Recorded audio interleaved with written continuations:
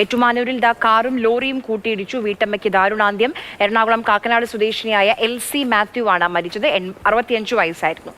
Nitin Thomas നമുക്കൊപ്പം വിവരങ്ങളുമായി ചേരുന്നുണ്ട്. നിതിൻ, എങ്ങനെയാണ് ഈ അപകടം ഉണ്ടായത്? ഇന്നലെ രാത്രി 11:30 ആയിരുന്നു ഇത്തരത്തിലൊരു അപകടം MC റോഡിൽ ഏറ്റുമാനൂരിൽ കാണക്കാരിക്ക് സമീപം ഉണ്ടായത്. കാറും ലോറിയും മുഖാമുഖം കൂട്ടിയിടിക്കുകയായിരുന്നു. രാത്രി അപകടം നടന്നിരുന്ന സമയത്ത് രാത്രി ആയതിരുന്നുകൊണ്ട് തന്നെ അധികം ഇത് എന്താണ് സംഭവിച്ചതെന്ന് കൃത്യമായ ഒരു വിവരം ഇതുവരെയായിട്ട് നമുക്ക് ലഭിച്ചിട്ടില്ല.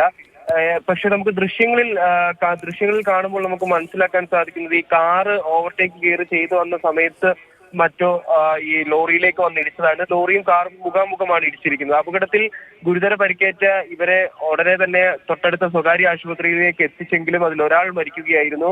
65 വയസ്സുള്ള കാക്കനാട് സ്വദേശിനി LC ആണ് മരിച്ചത്.